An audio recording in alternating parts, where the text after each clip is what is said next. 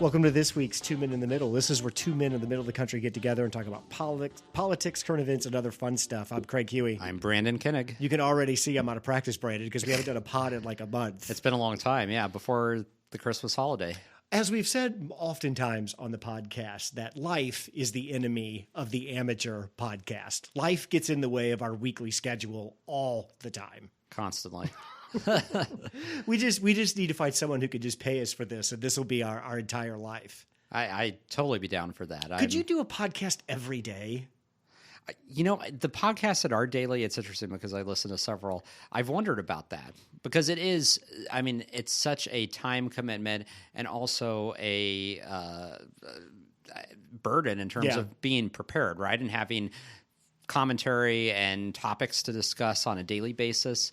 I mean, we always have plenty to discuss on a weekly basis, but I think that becomes a little bit more challenging on a daily basis. And making sure you're not replicating something you've already talked about the day before and trying to go for something totally different. It is challenging. Okay, so take me as your podcast partner out of the mix. Would you do, if you had to do one daily, would you do it with somebody or would you do it solo?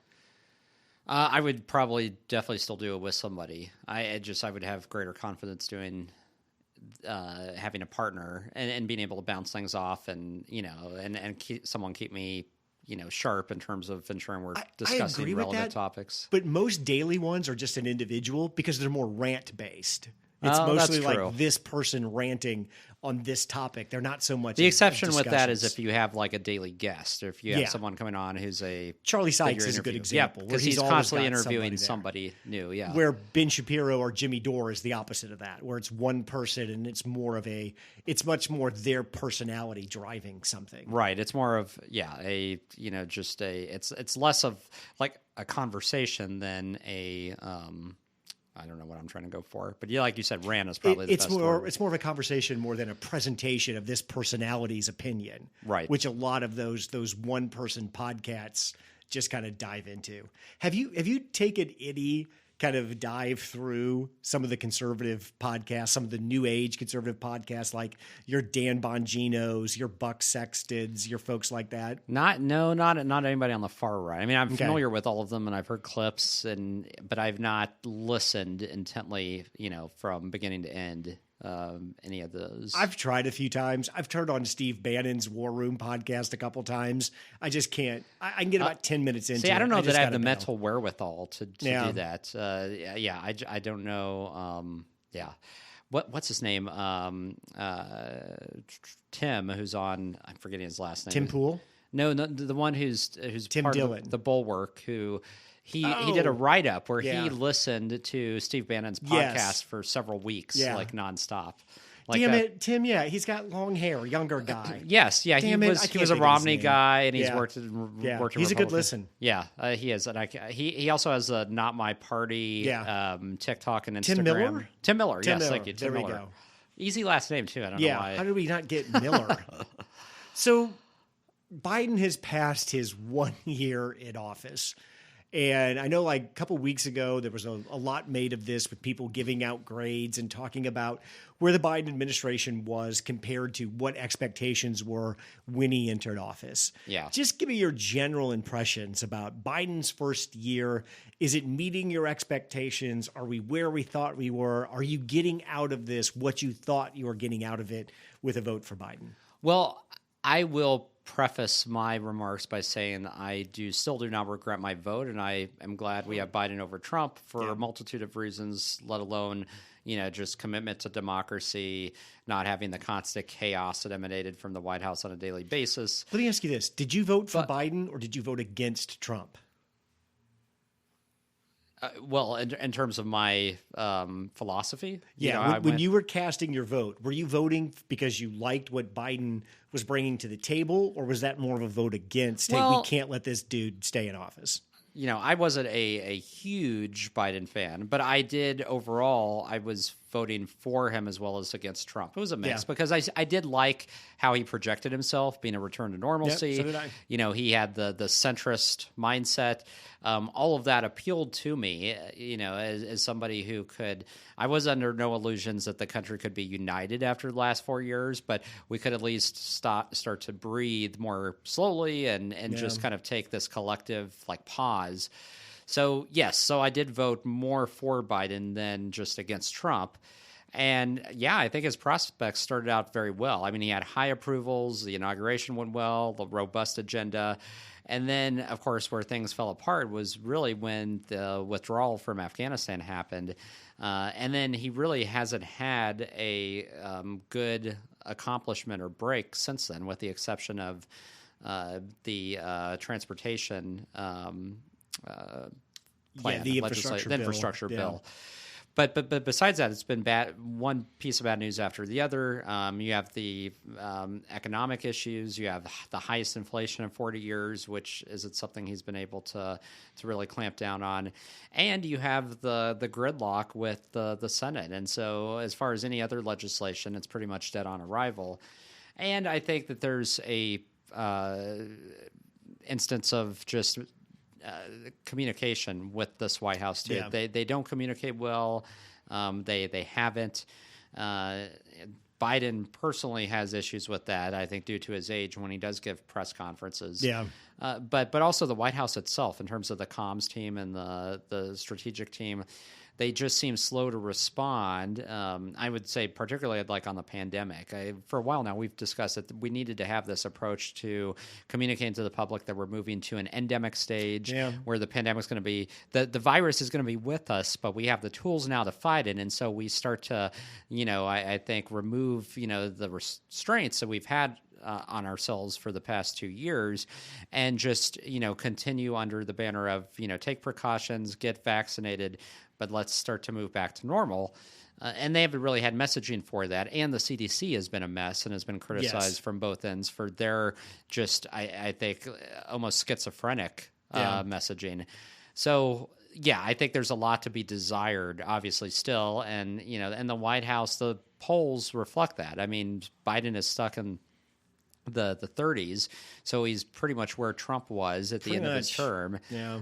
The good news is he can still regain that confidence, but I mean, there just hasn't been any change or shift in approach, and so they appear to be in this malaise would be the best way to describe it. I think one of the criticisms that's fair to level at Biden is that he has just misread the moment.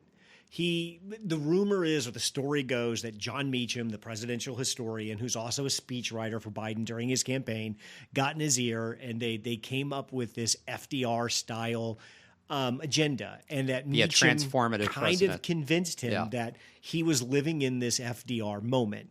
And what the public really wanted was this radical transformational change coming out of the pandemic, not just this kind of, let's just settle back into being normal. And I think most people who voted for Biden were voting for some normalcy. Yeah. Just like you said, bring the temperature down. Let's breathe a little bit easier. If we can avoid picking a fight, let's avoid one for a while. Let's just kind of settle down a little bit, and let's kind of see where the dust settles after the pandemic. There's going to be a whole bunch of unintended consequences that come out of this pandemic, socially, economically, politically. Let's all just take a breath, let the dust settle a little bit, and see what happens. And I think the way he has handled the messaging around the pandemic, the way he's handled the economy, the way he has just absolutely ignored certain things like inflation and the southern border. I get it, Democrats, you don't want to wade into the border crisis or what's happening at the border. You can't just take that issue off the table because you politically don't want to deal with it. And the biggest thing that Biden's lost is this image of him as this empathetic figure. And I think the leaving of how we withdrew from Afghanistan, that's what really fractured that image of Biden as this kind of grandfatherly, empathetic figure whose main strength really is the tragedy that he's had to deal with in his life and how he's dealt with that and the perspective that it's given him. Once those images of Afghanistan hit in the summer, that was gone. And I don't think Biden's ever really found his footing since then. No, and I think that empathetic connection, there hasn't been a moment that the White House has seized to make that connection and to recover from the losses earlier in the summer. And if you're going to channel FDR was great at that fireside chat, right? Yeah. The Yep. radio chats, and that is something I would think that Biden's, comms teams would look at replicating in some type of modern tech format, and they haven't. Even Biden being old-fashioned and silly and grandpa-ish with an old-time fireside chat, even that would fit his brand and his image. That would be on brand. What's gotten me is, Brandon, have you noticed how mean Biden's gotten in the last couple of months? Everything is snippy. He has a snotty comment for everybody. He gets very angry if anybody pushes back on him in any way. I think what we're really seeing is part of Joe Biden's temperament when things don't go exactly the way he wants them to go. Yeah. I don't think it's a national tragedy that he called a Fox reporter an SOB. Presidents have been doing that forever. Peter Doocy. Yeah. But it just simply shows where his state of mind is about how to communicate with the media or other groups of people. Well, it shows that he's impulsive and that he, lacks patience. And so it plays, unfortunately, into a broader character personality trait, which his political opponents have seized on and will continue to hammer.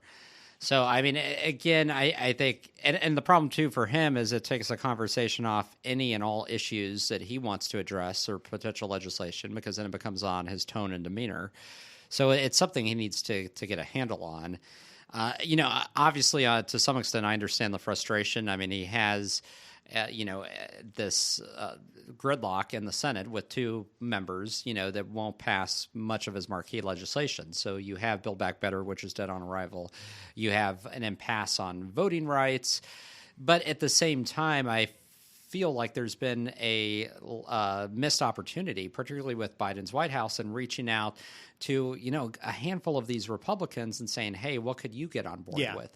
We've run into this brick wall with Manchin and Sinema on the filibuster, but, would you potentially be for a filibuster carve-out that would be limited, and what would it take to get you there? Like, there were no talks with people like Romney and there was never a recognition that others. Manchin and Sinema were never going to move.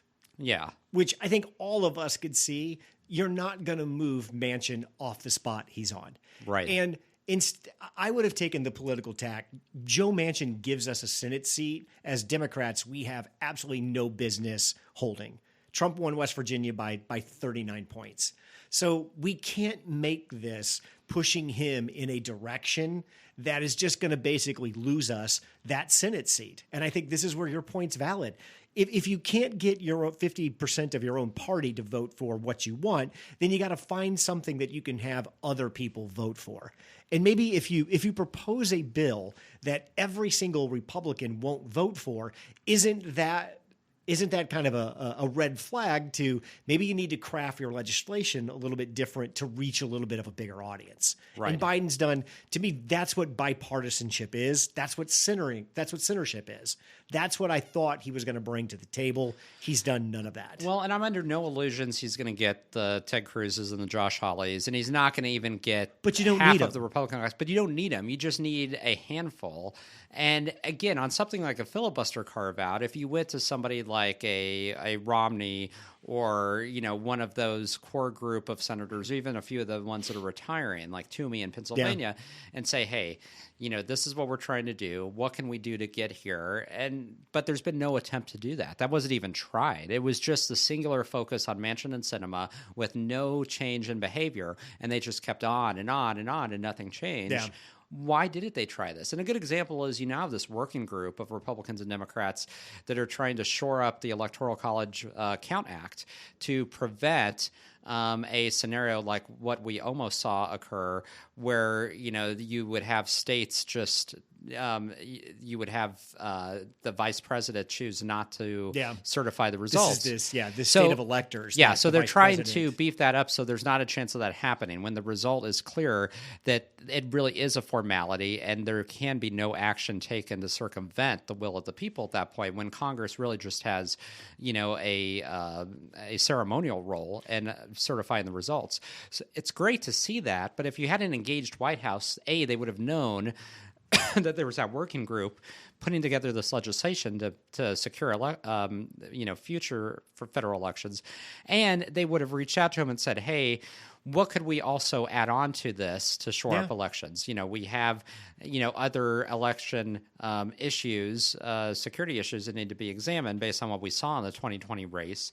What can we do to solidify?" Ensure against attempts by state legislatures to submit their own electors that are completely at odds with their state results. Things like that they can introduce. And this has been the criticism of the Voting Rights Act, too, because so much of it is focused just on, ballot boxes and access, which is important. But what's more important is ensuring that you don't have legislatures that are completely sidelining secretaries of state and saying, we're going to submit our own electors regardless of the result. That's what's scary, and that's what we need to focus on. And that would be a good supplement to the Electoral College Act legislation if you had an engaged White House. The win. That's what I don't get. Take the win. Take the victory. And like you said, hey, if I pass this thing that Republicans can vote for in the Electoral College Act, I'm also going to try to throw a few things on there. But take the easy victory where you can get it. A couple of weeks ago, Biden is in Georgia, and he kicks off, I guess, the push to get the voter reform. This is the John Lewis and the Voting Rights Act, getting that passed. And he gives a speech in Georgia that if I were a Democratic senator running for re-election, I would give a speech after the president and say, I just wanted to let the American people know I'm done with the president of the United States. I will not participate in this agenda anymore because I am not going to sit here and stand behind a leader of my party that uses Bull Connor and the Confederacy and Jefferson Davis to describe 50% of my fellow Americans. And that's what Joe Biden did. That speech was a disaster. Who wrote that? Who came up with that? What in the world was he trying to do? The tone of that speech.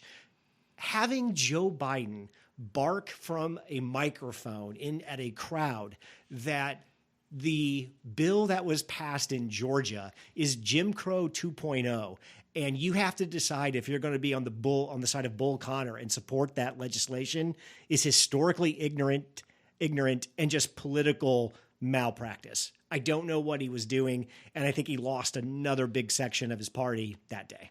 Well, and I don't know that he lost a bigger section of his party. I might dispute that because I think in terms of where the party's at in that, I don't know that changes anything. Now, independents and unaffiliated and, of course, any moderate Republicans he would need were completely turned off by that. And I think at some point his staff realized that he needed to be more aggressive, and there's been this longstanding criticism that he hadn't taken up that legislation in the way that he had Build Back Better and the infrastructure bill, and that that had really been much lower in priority, and so there was a lot of criticism of that, and that he was not forceful enough on that, and and so that criticism came, and so he became aggressive, but he went completely to the extreme. He gives a terrible speech, right? And he went completely to the extreme and made comparisons that were way off and were just... Do you think Joe Biden actually believes what he said in that speech?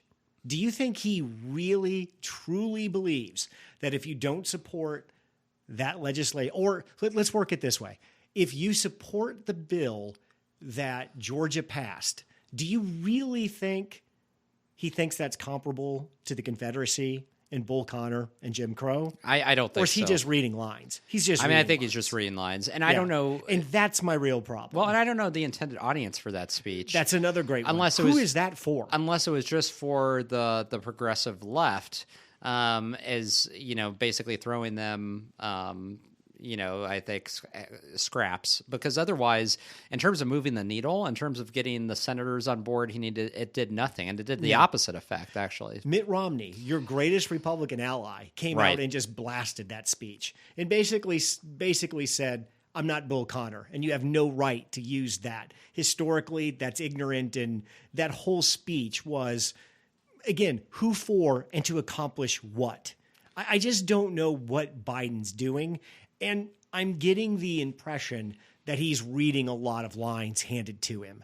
I don't really know if I know what Biden's underlying ideology is anymore or what his North Star is of what he's trying to accomplish.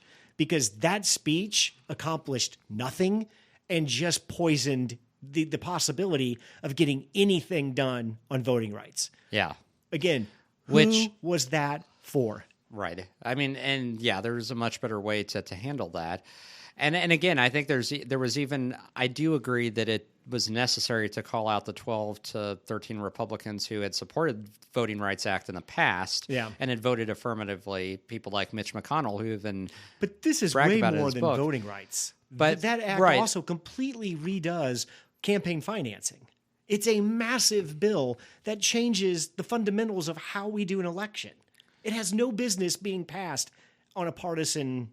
Right. I mean, it is massive, and there's many moving parts to it, and I think again, there's a way forward if that would be broken down into separate parts, and you could find commonality and common cause, which could be had. But again, it gets back to a lot, just like the Build Back Better plan. It's a kind of grab bag of everything, and so it becomes dead on arrival.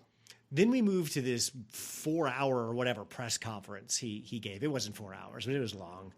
And again, the thing that I took away from that, the one where he answered questions from like every single reporter, his tone, his posture, just there were times in that press conference that he looked a lot like Donald Trump and sounded a lot like Donald Trump. Okay, we're going to role play. You're the president of the United States. I'm a reporter. Hey, Mr. President, what do you think about your poll numbers sucking? Am I supposed to be Biden? Yes. Now you're Biden. What's the standard? I didn't set this role play up very well, did I? Sorry. What's the standard politician answer to that? I mean, you could come up with something. You could say, well, polls are a snapshot in time. We're not focused on the polls. We're looking at the big picture and trying to move the American economy forward. Instead, he channels Trump. I don't believe in polls, and talks about goes for another 5 minutes about how polls are wrong and how he doesn't believe that's what the American people think. Right, which is ridiculous because, I mean, that polls serve a purpose, and so again, but that was his tone, and it's an antagonistic, aggressive posture that he's taken. And maybe this is just because we haven't seen this in a really long time. Biden is a completely undisciplined politician. Oh, yeah.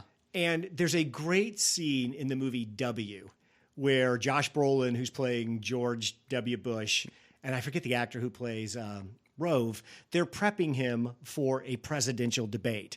And Rove just keeps asking him questions, and W just keeps repeating the exact same answer all the time. And it's prep exercise for when you hear this is your 2-3-sentence standard answer, and then you pivot back to your talking points. This is political presentation 101. Yeah. I guess it's because it's been 5 years since we've had an effective politician as president. I guess we've forgotten what that looks like. Yeah. But when I see Biden at that press conference, I just saw a confused, angry old man most of the time. And I just again, who was that press conference for? What was he trying to accomplish?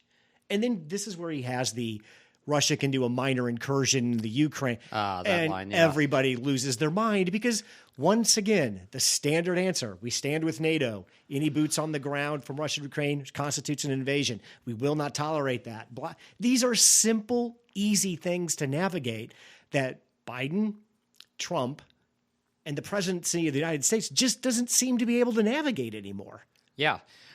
Well, and it's a blunder because I think after the just constant faux pas during the Trump years and our just scattered and scatterbrained foreign policy, people are looking for resoluteness and for clarity. And Biden didn't provide that. And again, it was another opportunity where he's supposed to contrast himself with Trump on foreign policy, and he's not unable to do so with these types of mistakes. And again, it all started with Afghanistan.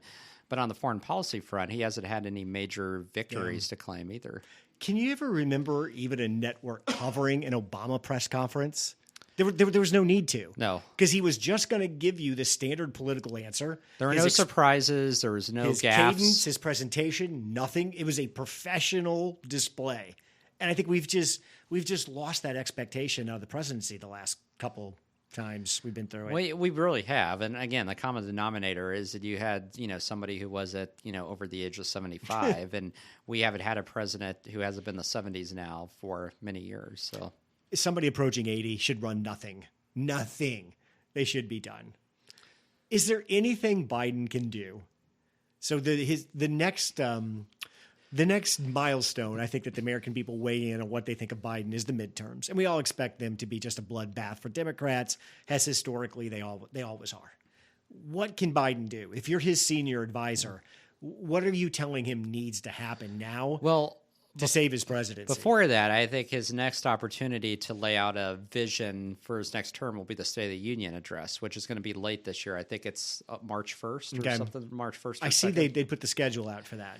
So I think it's the latest it's been in several decades. But that's going to be his next opportunity to do a change in tone and to move away from this aggressive posture and to focus on building bridges, but also on what he wants to accomplish. And so that, I think, will set the tone for the rest of the term, and especially for Congress prior to the midterms. So, number one, I hope he has good speechwriters who are really being diligent about what's said and how it's said during that. And then, I think in terms of the rest of his unfortunately, campaign season starts pretty quickly. That's the big thing. And that's going to suck out a lot of oxygen from everything else. So I don't know, other than obviously the response in terms of how Ukraine is handled, and we'll get into that and where that goes. There's a couple of foreign policy areas on the economic front. The economy, is going to be crucial, and his impact there is going to be limited. But being able to speak to what Americans are going through, the just out of control inflation, how that's impacting daily life, and the supply chain issues, which are still unresolved. He's got to be able to speak to those in a way that exudes empathy and understanding, and that it's a priority at the forefront for his administration and his economists and people around him. And so far, it hasn't seemed that way. It seems like that's been secondary. So he's got to be able to speak to that. And then, obviously, where our economy is over the next several months is going to have significant, if not the greatest, impact on what happens. President Pivot 101 is fire your complete staff. That's my first suggestion to Biden. Oh, so you think they should all be fired? Absolutely everybody. Ron Klain, I don't know what he does except tweet stupid shit all day. I don't think he's been a fairly effective chief of staff. No. I've been Anthony Bilkin. As from DOJ, Merrick Garland, all the way down. I would start by sweeping out your cabinet and restarting. I would get rid of Jen Psaki. Jen Psaki is good at her job, but she just has this condescending tone that just doesn't come off very well. Well, yeah, but I do think part of that's built in if you're a press secretary. If you look at the last several that we've had, for many presidents, that's just. Then I'd invite the head of the CDC for a drink at the White House and say, you have 60 days to get your messaging shit together, or you and your entire staff are gone. Well, and I think that's the one, Michelle Walensky, the CDC head, who's been the most detrimental in many ways. Yep. And then I'd call Dr. Fauci in and say, we're going to throw you the greatest retirement party you've ever seen. But you've reached a point where you're such a polarizing figure. And I agree with Hugh Hewitt and the conservatives on this. You're doing more harm than good. And we're out of the phase of the pandemic where we really need a scientific mouthpiece on this. So we're going to transition you out and somebody else in.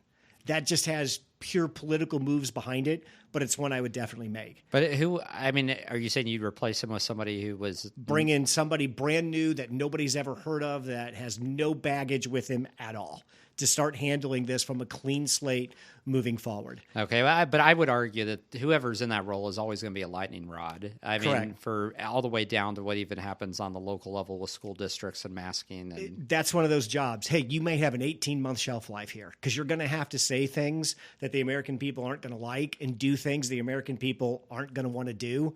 That's just part of the job. And the shitty part of it is, in 2 years, you're going to make so many enemies in Congress and in public and in politics that you're going to be run out of the job. But that's just the way the job is during this pandemic. And then the final thing is, I would tell Kamala Harris, you are never to be seen again. You are, let's take the most insignificant vice president in the history of the United States, and I want half of that from you. We need to bury you in a hole deep, deep, deep. Because every time you say something, you say it wrong, you say it oddly, and you just create problems. And you're never going to be president in 2024. That's never going to happen. So I wouldn't kick her off out of the position, but I would greatly, greatly diminish her role. And from a comms perspective, she doesn't see the light of day much. Because she's just a drag at this point in time. And Biden doesn't. He can do that all by himself. He doesn't need a second person trying to drag him down. Yeah, I mean, I agree with that, and I don't see propensity for her to be able to change at this point. No. I don't know that that's possible. Although, I mean, again, if he sidelines her completely, he's going to face wrath from subsets of his own party and but the what progressive vice left. president has ever not been sidelined? Yeah. So it was wrong to pick her. Except perhaps Cheney was probably the exception there. That's probably true. Yeah. She was the wrong pick, and the job she's trying to play, she's wrong for. We just need to recognize that and move on. We can transition to our next topic with Kamala Harris. How you like her on the Supreme Court, Brandon? Not going to happen. It's interesting that rumor is going around, and it shows just the desire by so many to have her out of the vice presidency. So that's not an issue in 2024. But again, yeah, it's a pipe dream. Not going to happen. No, there is no way. So Beyer decides he's retiring. The story is that he was going to retire this year, but he wanted to wait a little bit longer to make the announcement. And the White House kind of jumped the gun and just made the announcement now. And I think today, didn't him and Biden, they did a joint kind of press conference together. They did. I didn't get to see that, but yeah, I saw Beyer was waving around a copy of the Constitution, I think, which is typical for Supreme Court justices, maybe when they retire. But this was going to happen. Is the timing of this, does it help the Democrats for the midterm, or is it by the time Biden's going to pick his nominee in the next 2 weeks? The confirmation process should be fairly quickly. By the end of March, this is done. Does this have any impact, or is this just water under the bridge by the time we hit the midterms? Well, I think it depends, again, if it's an extended process or not. If it's not, if it's a fairly smooth process, I think it's a victory, however minor. It's still a victory for Biden. Sure. It allows him to leave his imprint on the court. And, it is an energizing factor for part of his base who are really thinking about Supreme Court justices now with Roe v. Wade on the line and some of these other big decisions that are coming down the pike with the court. So I think even months later, it can have an impact in terms of being a rallying cry on the campaign trail. But again, that's mitigated somewhat based on how far out it is. The thing is, it's not going to hurt him. If anything, it can help him marginally. So, yeah, I mean, it's interesting to me. I think a lot will be said. And again, he's going to play to his base in the appointment as well, because he's already committed to appointing a black justice, an African-American woman, first African-American woman. So that helps shore up support. Do you have a problem that he just came out and said, if you're not a black female, don't apply? Well, somewhat. Although, I mean, when Reagan appointed the first woman, he also made that promise too, and broadcasted that out. So, I do think it, unfortunately, it places more emphasis on, identity politics and on the experience and the tone and temperament and the judicial philosophy. But at the same time, it's just kind of par for the course now. I would hope that based on whoever is chosen, that the conversation then moves more quickly to temperament and to philosophy and that approach and outlook that a person has on the law. I'm with you. I don't mind coming out and saying I'm looking for specifically a black woman to join the court. It's time. The court has to represent what America looks like. I'm all down with that. Yeah. It gives a little bit of ammunition to your political enemies to come at you with, hey, you've narrowed the focus so much to this one constituent group, and you're doing it for political reasons. Right. I don't think anybody could deny that Biden is picking an African-American woman because African-Americans are a core constituent. He's got to carry, or whoever's running for president as a Democrat's got to carry. They are, and it's cynical and it's totally political, but it does help him shore up support among the African American base, which is unhappy right now with voting rights faltering, and they feel like Biden elevated voting rights so far late in his first year or two, which they're not happy with. Well, that voting, I've had multiple people text me about, I can't believe this voting rights bill isn't going to go through, and this is terrible, and this is the end of the democracy. And when you ask them, what did Georgia do? So if you ask them first, why is it so important that we pass this law? Everybody says, well, look what Georgia did. Well, what did Georgia really do? Mostly what they did was take away the drop boxes and the unmanned locations that people could drop their ballots into. They also limited that the state can't just send people ballots. There's still 16 days of early voting in Georgia. You still got to show an ID like you did before. My point is, this is a completely oversized reaction to what that legislation in Georgia was. And the voting rights bill that Biden's trying to pass is a complete federalization of presidential elect. We can't. It's insane that they're trying to push that through, and it's insane that we're linking the passage of that or the constitutionality of that of who you might pick for the next Supreme Court justice. To me, the Supreme Court has actually performed pretty good the last couple of years. How politically are we going to get with this? And Trump kind of started it, but is Biden going to escalate it? Well, and I think the court now, I think because it is going to be seen as a political animal. There's no way around it. I think the cases they're taking and the expected rulings, they're taking up affirmative action, race-based emissions again. Yep. So a lot of these culture issues that we thought were settled, or at least settled in terms of the court's view on it, are not. They're coming back to the court. So yes, they've been bandied about in political arena and on Capitol Hill and in state houses around the country, but now the court is taking them up again. It is an issue there. I do think with the Voting Rights Act, there are elements based on what happened in 2020 that need to be tackled. In terms of, and I'm more of the viewpoint, I don't like, rolling back access and extension to the ballot, extending access, and saying we're going to go back and limit now, and we're going to make it illegal to send out advanced ballot requests, to people.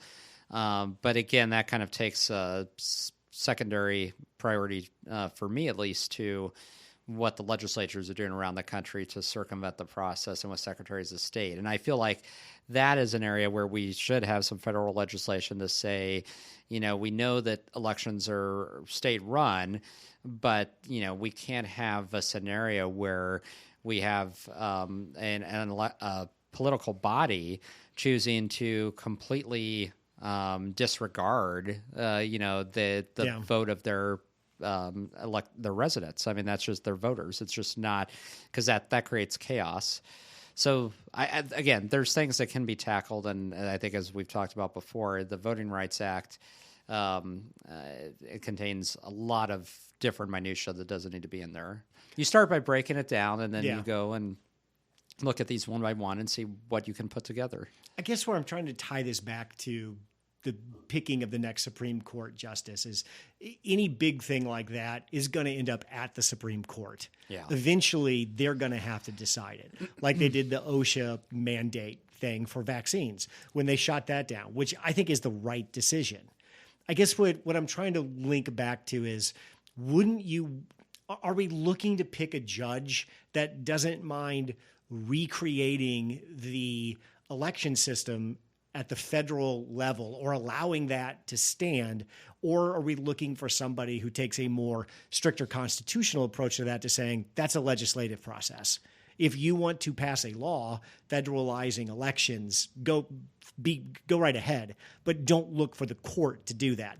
I guess what I'm trying to piece through is this next person that Biden is going to put on the Supreme Court, my guess is going to be a progressive in nature, and who is going to take a much more activist position to that Supreme Court seat. And I just don't know if that's where we want the court to go. Right. Well, I agree, but I think that's just a political nature. I mean, that's demanded by the base now. We've gone through, I think, on both sides to this point where, you have the base that is choosing the list of potential nominees and then, handing those off to the president, and then the president picks from that. I mean, that's literally what Trump did. I mean, he was given a list from the Federalist Society and said, these are the people that are acceptable. Yeah. So, I agree with you. And that wasn't the way it was done years ago, but we're so far removed from that. I mean, and then so that's the problem. That's why years ago you could get 96-3 votes or 92-7 votes on a conservative or liberal justice, either one. And that's just not going to be the case ever again. I don't want the Supreme Court expanded. I don't think that's a good idea. I think the Supreme Court has been pretty functional the way it is right now.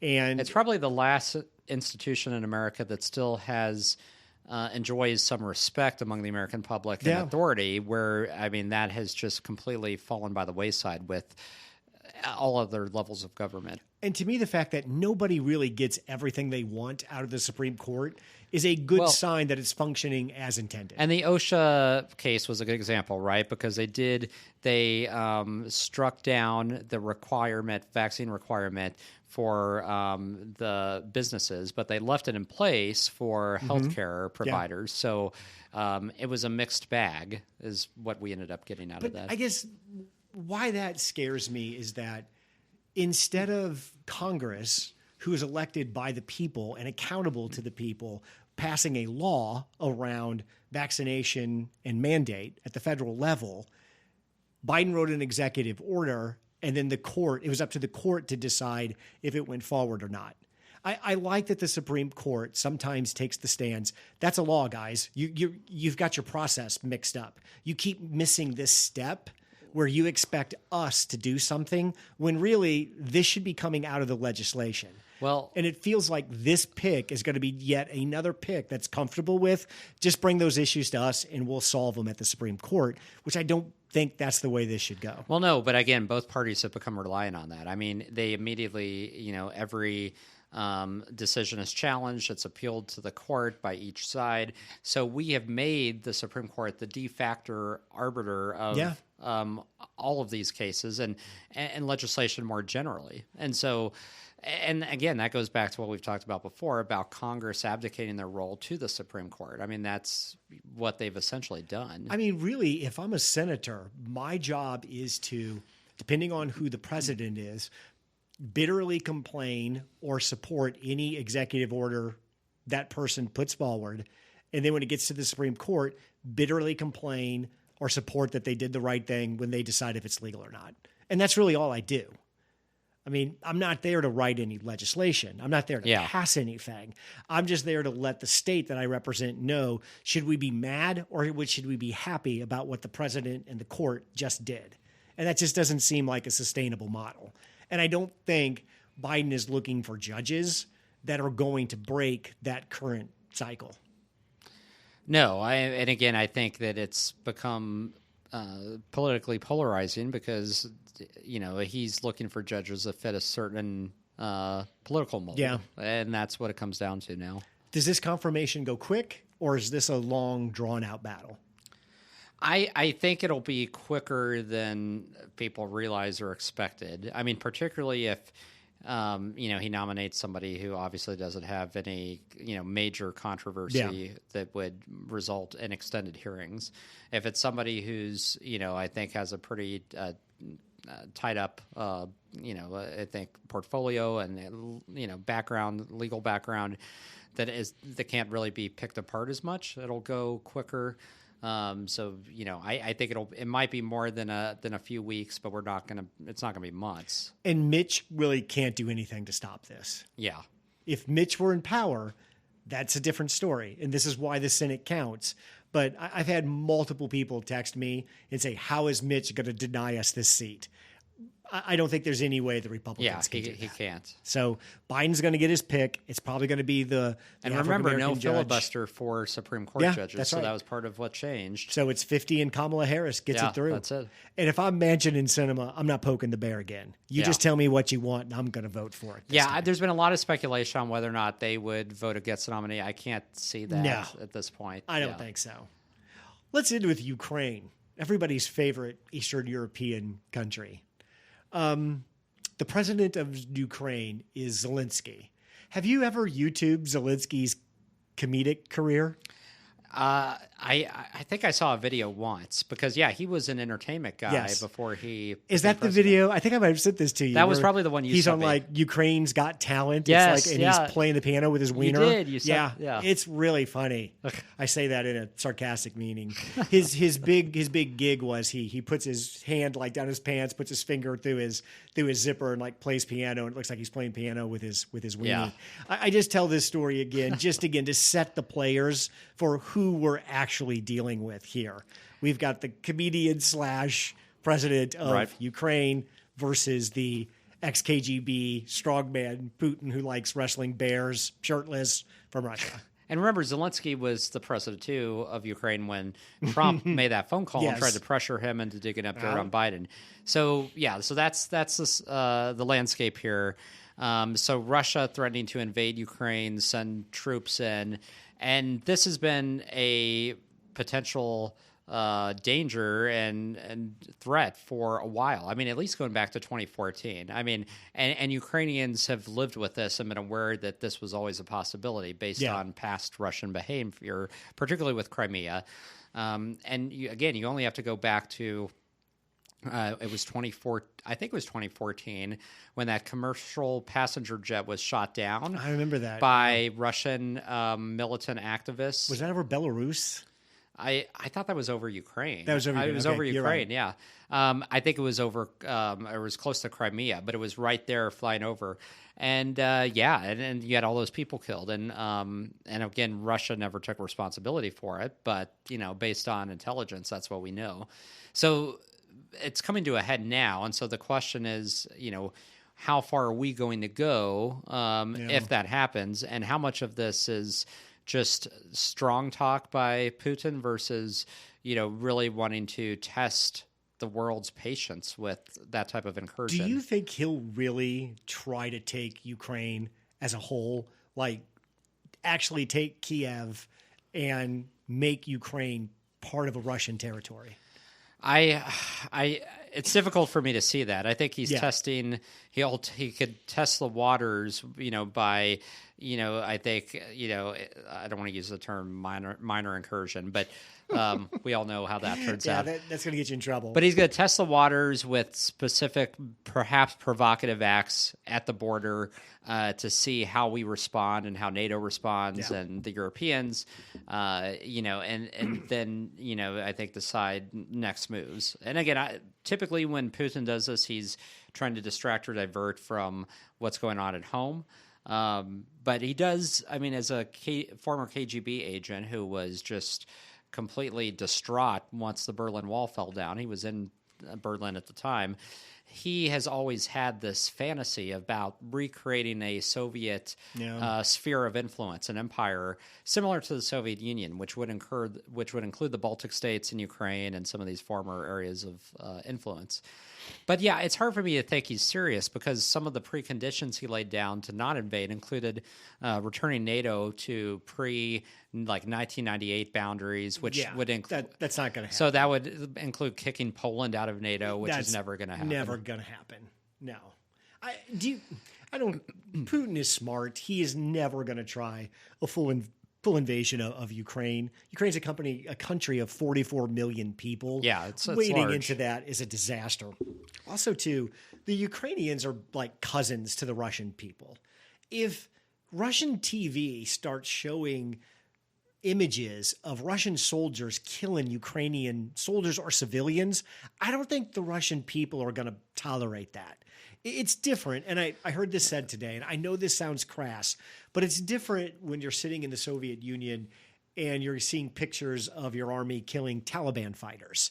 you feel differently about the Taliban than you do about the Ukrainians. It's a group of people more distant in ethnicity and tribalism. Is he going to start mowing down Ukrainian soldiers and civilians? I just don't see where there's any way other than, like you said, stomping his foot, getting some attention, making everybody notice him. Once you get past that stage and actually have to take an action, there doesn't seem one that he can do that makes a lot of sense for his future. Well, and Ukrainians, I mean, if attacked, they're not just going to roll over either. I mean, they're an autonomous state. They have a strong sense of independence as well that runs through there. And, there's the possibility that you have an insurgency develop, and then you could have the United States and other countries support that insurgency against the Russians. And soon the Russians would be facing a situation not unlike what they faced in Afghanistan in the 1980s. Was it the 50s or 60s where Stalin basically, maybe in the 40s, where Stalin just basically starved Ukraine, killed like 3 million people? Where I think that was the 50s. They had some famine in Russia, 1950s. so just like, we'll just take the Ukraine's food. We don't give a shit. Yeah, that and happened killed in a the bunch 50s. of them. I know that happened 60 some odd years ago, but I'm pretty sure the Ukrainian people, if there's a full-on invasion of Russia, that the Ukrainian people they are haven't going to fight that tooth and nail. Yeah. I saw today that Ukraine has 250,000 people in their standing army and 900,000 reservists. Wow. They have like the 12th biggest tank division or number of tanks in the world. They punch above their weight militarily. They've had to because they know Russia at some point in time is gonna do this. Well, and the problem too, like if Putin were to do that, that immediately puts the Baltic states, Lithuania, Latvia, and Estonia on high alert because they're at Russians' doorstep as well. And, throughout the years, Russia has, made comments about wanting to have them, back in that sphere of influence. But I think it changes the geopolitical landscape to such a degree that I think Russia would be extremely isolated at that point, except with maybe a handful of countries like China. Yeah. And, and again, there's economic pain that can be felt, with sanctions and the rest. Now, Russia does have some leverage as well. They supply over half of the natural gas to Europe. That's a big one for Germany. Germany has that new Nord pipeline that's under construction, being developed. And so that's why Germany, unlike many of the other countries, has been a little bit more reserved and not saying that they would be involved in a response. They've asked Russia to stand down, but they're not as aggressive in saying that they would take action like France and the UK and other of our allies have been. And when Trump was bitching that NATO partners didn't pay their 2%, who he was really bitching at was Germany. Yeah. Germany is really NATO from a military standpoint. It's about 4 countries led by the United States. The United States, France, Britain, Germany, they really contribute the military resources to NATO. They do, yeah. Latvia, Estonia, I mean, there's no military value to have them in NATO. They're not chipping in a bunch of assets or resources to a military response. But what they do is border Russia. And they create this kind of buffer space between Western Europe and Russia. And they bring NATO right to Russia's doorstep. I don't agree with Putin's narrative, but the narrative he's trying to spin is NATO has been hyper aggressive in the last 20 years, adding these territories that traditionally have been seen as part of Russia or the Soviet Union. This is an incursion into our territory. In order to make me look stronger than what I am, I'm going to push back old Soviet style against NATO, and I'm going to choose Ukraine as the piece that I'm going to push on to see what happens. But Russia's economy is smaller than Texas. Russia is not the USSR anymore. They're not a superpower. They don't play on that stage. This is just Putin's dream and him giving one last turn around the world stage, pretending like Russia is the Soviet Union and is still a power on the world stage, which they're not. Right. And there is no global appetite to have him rebuild the Soviet Empire, to reabsorb any of those countries, all of which have been autonomous now for well over 20 years. I mean, so it's not, 30 years, I should say, probably at this point, between 20 and 30 years. So again, I think if he were to go that far, I mean, he's really putting himself into a hole, economically, politically, militarily. So I think he's trying to play this to see what he can get, how far up to the line he can go, and what type of response. In some cases, it may be a test run to see how we would react. And in some cases, you probably have countries like China that are watching our response too, but, a la Taiwan, if they were to, take a similar action, which is likely to happen at some point in the next several years. I mean, you got to hand it to Putin. Nobody plays a weaker hand better than him. He has no ability to invade and hold Ukraine. It's not going to happen. From an economic standpoint, from a military standpoint, they are a shadow of what the USSR. I mean, I do think be. some of this is probably to test Biden. I mean, probably. The 4 years before this, he had a president that just took his every word as gospel and stood on stage with him and said, I believe him. But that's what, if you were really going to do it, you would have done it under Trump. Yeah. Because Tucker Carlson is making the pitch every night that this is ridiculous. Ukraine is historically part of Russia. Just hand it to him. What are we doing? Why would we even consider sending troops there? If they were going to do this, if they were serious about it, I think they would have done it under Trump, because Trump was never going to send the U.S. military into Eastern Europe. It's funny. Did you see that the Russian state-owned media is running Tucker Carlson clips at daily? I mean, they're just taking his show and running it in the country as their propaganda machine. So I thought about this. Jason texted something today, and we had a text exchange about Joe Rogan. Yeah. And what is the power of Joe Rogan? And I was thinking about this since Jason sent that. And the couple of things that I can come up with. Number one, Joe Rogan, and this gets back to Neil Young told Spotify, hey, take my music off or take Joe Rogan off. Neil Young is an old kind of folksy 67, Crosby, Stills, Nash and Young. Yep. I'm sure anybody under the age of 100 has no idea who he is. His threat to pull Joe Rogan was ridiculous, dumb, and ended with him being ridiculed as it should be. If you thought that way, just pull your music off and tell Spotify I'm pulling it off because I disagree. Don't make a threat to say yank the world's #1 podcast off, or it's my music catalog that most people don't know anyway. That's ridiculous.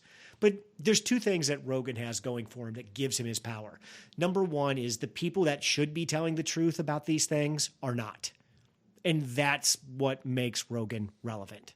Because if we're talking specifically about COVID, the biggest lies from COVID have not been told by Rogan. They've been told by the government. And the story has changed from them dozens of times. That opens up a space for Rogan to operate. Because Rogan can look at his audience and say, wait a minute, don't come at me for half-truths and misinformation. The biggest people that have given half-truths and this whole time has been the government, and you know it, and they've told you that. Look at their response. Look how many times they've changed their answer. It's that ineffectual response is what empowers Rogan. And if the response would have been better, Rogan's power and his influence in this would have been greatly diminished. The second thing that Rogan has that people don't get, he's never grifted his audience. He's never asked his audience for a thing. He's never supported a candidate. He's never asked for money for a particular cause. Everybody that gets to the level of Joe Rogan eventually tries to monetize that audience. That makes him fairly unique. He has never done that. He's not a Steve Bannon in that regard. Yeah. That inoculates him in a way to criticism that his audience simply will not hear. But if you don't like Joe Rogan spreading misinformation, and I went back and listened to a couple of recent Rogan episodes, and he's changed a little bit. There were some things on there that I'm like, wow, usually Rogan would have taken a bit more, let's talk about this, instead of just making announcements of this is actual fact. But if you don't want 11 million people listening to him every week, get your shit together. Get the CDC shit together. He has this ground because it's been given to him by the ineffectiveness of our institutions. And that's what we won't say. If you want to make Joe Rogan irrelevant, make everybody else better. And that's what gives him the space to operate in.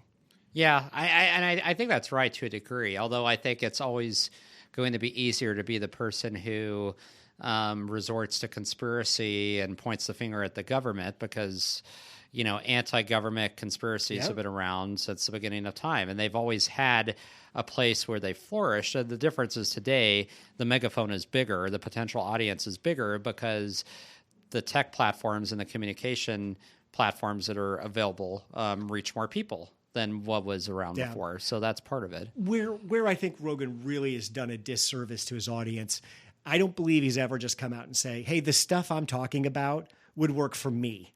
Because one, I'm in better shape than any 52-year-old human on this planet. Yeah. Two, I'm a multi-gazillionaire. So I have the money and the resources to get involved in whatever treatments I want. Third, I know all kinds of world-famous doctors and physicians. So when you're me and you know everybody and you have all the money and you're in great health and you want to do an ivermectin a vitamin drip cocktail combined with, whatever, rubbing sage up your ass, that's okay for him because he is a completely different entity. That what he does doesn't apply to mass public health. I think that's the real thing Rogan's done. Him going on this personal journey to try to find different treatments for COVID, that's totally fine for him. But he's never said the reason why some of this is operating the way it is because we're trying to come up with a public health policy for 300 million people. And that's totally different than me chugging ivermectin and trying other shit to see what works or not. Right. And that's where he's completely lost his way. He can't separate himself from the other person who doesn't have his resources or his ability to access information. Well, and I mean, the communication issues aside from the government, of which they've been just notoriously bad, again, it can't be understated that when you're operating in a pandemic with a new virus, I mean, information is going to change and evolve, and what we know is going to evolve. The longer the virus is here, the more we learn from it. So, we have to bake that in as part of the, process as well, that it doesn't necessarily mean that, everything was a lie. It's just we know more than we did now. I mean, and the fact of the matter is we're still learning about diseases and viruses that have been with us 30, 40, 50 years. We still learn new things. So there's this expectation, especially during a pandemic, because we're all impacted simultaneously at once by the same virus. We want all the information and we want it all now and we want to know everything. And when we can't have that or there's a change, we feel it and we react to it much more strongly than we would, something like a rare form of cancer or, something that can be looked at from afar, but yet we acknowledge, okay, there's been more knowledge gained on that, but we don't react the same way when it's something that's impacting our daily lives all at once, collectively. Have you heard about this study? I think it was done in Turkey and Israel is where this story came from, about hundreds of professional soccer players dropping dead of heart conditions after taking the vaccine. So I've heard so many people reference that. Ron Johnson of Wisconsin recently talked about all these athletes dropping dead. And I'm like, where is this coming from? I don't know. This was some obscure story that I believe originated in Turkey. Okay. My point is that this is a story that is highly skeptical. Yeah. And I heard Rogan repeat this on his show as fact. The Rogan that I used to listen to would have said, okay, first off, this is coming from Turkey and Israel. That doesn't mean it's not accurate, but it means we should be more skeptical of it. We should look into the sources. We should see if there are other agencies that have validated this information. And a lot of people have discredited those studies. Some of these people were still alive. Some of them died of natural causes. There are explanations for that the story doesn't match what it's being displayed as. Yeah. And in traditional old school Joe Rogan podcasts, it would have been, okay, let's be skeptical of this. Then let's take what we know and apply it to this setting. There's 3 professional sports leagues happening right now in the United States. And there's dozens of professional soccer leagues in Latin and South America. I mean, just by simple powers of observation, the 3 major sport leagues, the NHL, the NBA and the NFL that are all operating in North America right now, they have vaccine mandates for all their players, and 95% plus of those leagues are vaccinated. We're talking thousands of players. Wouldn't logically... Where are the people dropping dead? Wouldn't that be the most... That's what Rogan used to be. Yeah. And I think he's gotten himself sidetracked a little bit with the pandemic and what his role is in that. And I don't listen to him regularly, so yeah, I was curious to see, because I've heard about the high profile instances, like when he treated himself for COVID. But there's been still so much talk about him. So I mean, it sounds like he continues to kind of go down this rabbit hole. He's all the way down the hole. But from his perspective, CNN did an absolute hit job on him in that ivermectin thing. That was totally not true. He wasn't taking horse warmer, but we've talked about this. The guy who invented ivermectin won the goddamn Nobel Peace Prize in medicine. Ivermectin has been prescribed over 1 billion times worldwide. Well, true. He wasn't sucking on a tube of horse creamer. Yeah. That's ridiculous. But again, and the same thing too, like the those that are anti-vax that are firm believers in ivermectin, like, yes, it won a Nobel Prize for medicine, and it's been around a long time, and it has a very specific use case. It does. It treats parasites. Yep. There's some skin disorders it treats.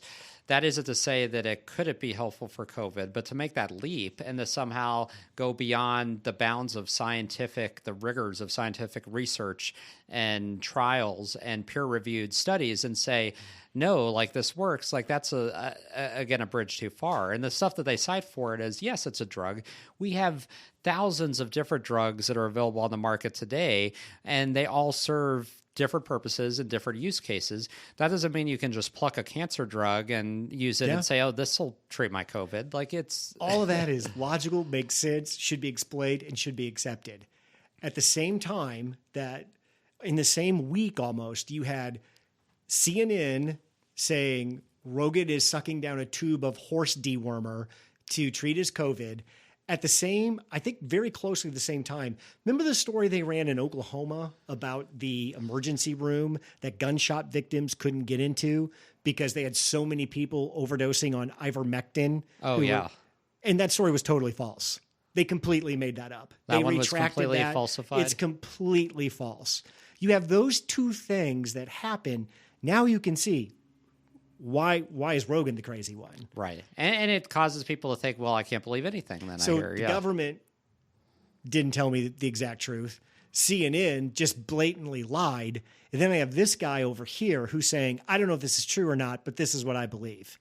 If you're a 22-year-old kid, where are you going to turn into? Yeah. And I think that's the issue. At some point, too, we're going to have to talk about that men in this country are just in absolute free fall. And we're going to have to talk at some point. I saw a great tweet thread from Andrew Yang, who is like, is anybody going to start talking about that? In college right now, men make up about 40% of the college students in America. Participation by men in higher education is dropping like a rock. In 2012, 70% of high school valedictorians were women. Wow. There's certain parts of the country, Yang talked about, that education is seen as feminine now. The rate of suicide, 50 up plus for men, is exploding. Yeah. At some point, we're going to have to talk especially for young men. Yeah. Now, men are going to be a problem in this country. And as history tells us, what you don't want is a bunch of young men disconnected from society with not a lot to do. That usually leads to bad stuff. And China is a prime example of that. Brandon, you look like you're not 100% over your whatever sickness is you had. You still got some cough. For the most part, I just have this like little like dry cough like from my throat where I just every once in a while. But outside of that, multiple COVID tests. You never tested positive for COVID. I did not. No, I had the same thing. And I never had a fever. I had a sore throat that lasted like 8 to 12 hours. That was pretty bad, and then that went away. And then it was just head and nose congestion. Yeah. Sneezing and runny nose. That's all gone, and I just have this lingering dry cough. Essentially. Let's end with: you think the Chiefs are going to make the Super Bowl? I think so. I'm pretty confident. Yeah. I don't know. I like Natty, but I don't think Natty's got much of a chance. Yeah. And that game last week. That is like the game of all games. That's going to go down in history. I mean, that was just unbelievable to watch. So I think I've told you we have a specific routine in our house with my wife because she's so superstitious. So I get to watch like the first drive upstairs, then I have to go downstairs. I can watch the TV as long as they're winning. As soon as something bad happens, I have to turn the TV off. And then if they still don't win, I have to leave the house physically. And this all stems from the year we won the Super Bowl. We were down 24-0 to the Texans in like 6 minutes into that game. She threw me out of the house and we won. So now we've established the pattern, Brandon. You have to do that over and over again. If things go bad, I have to go to Target. That's funny. That's what did it. I have to go to Target. Although when we were losing the Super Bowl to the Bucs, I went to Target in the second half and that didn't work. But I don't know if the magic's broken yet. Yeah, hopefully not. I mean, that's, that was one hell of a game. But that was unbelievable. I guess the people there had to be just physically exhausted by the time that game got over. Oh, yeah. I mean, it was a roller coaster. I mean, up and down and very end. And then I would just kind of resign myself to the fact that they weren't going to be able to come back with those last 13 seconds. And then it happens. And, It's just for all the people, all the preparation and the pressure that goes on those guys, for the fact that they were able to execute so well with 13 seconds is just, I know I couldn't do it. I mean, I think of like that, too much pressure. I just Last question. What do you think of Patrick Mahomes' girlfriend or fiance Brittany and his brother? What's his brother's name on TikTok? Oh, yeah. The real tall kid. Yeah. And he's always talking. Jackson Mahomes. Yes. Jackson Mahomes. Yeah. Well, I mean, he's been criticized for different things in the past. I think he went into a restaurant, kind of demanded to be seated because he's Patrick Mahomes' brother, so he tends to do things. I'm not like I heard about the criticism of Brittany, but I'm not sure. Out of a box, she opened up the glass door out of her skybox she was in. Oh, and the champagne. Yeah, I mean, okay.